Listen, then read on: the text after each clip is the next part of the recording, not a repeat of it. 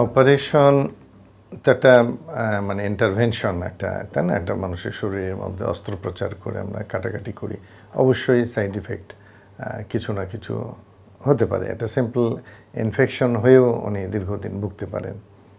দীর্ঘমেয়াদী কিছু অসুবিধা হয়, বিশেষ করে প্রস্রাবের নিয়ন্ত্রণ তার কমে যেতে পারে যদি ওই যে নার্ভগুলো ইনজুরি হয়, এবং তার ইম্পর্টেন্সি, এগুলো নিয়ে কিছু কমপ্লিকেশন হতে পারে। এই জন্য এখন কিন্তু আধুনিক আরও সূক্ষ্ম পদ্ধতিতে ট্রিটমেন্টের ব্যবস্থা আসছে, রোবোটিক সার্জারির ব্যাপারটা আসছে, যাতে করে আরও নিখুঁতভাবে সার্জারিটা করা যায়।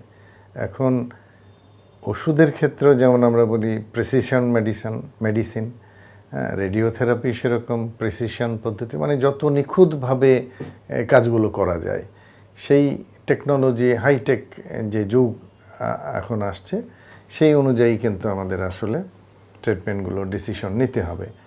আমাদের দেশে ধরেন যে কিছু তো সমস্যা হয়, যে অনেক সময় ক্লিনিকের ওই পরিমাণে মানসম্মত ক্লিনিক নাই, এগুলো সুপারভাইজ করার মতো লোকও নাই। সব মিলে অনেক ক্ষেত্রেই আমরা দেখি যে কিছু কিছু কমপ্লিকেশন হচ্ছে বা হতেই পারে।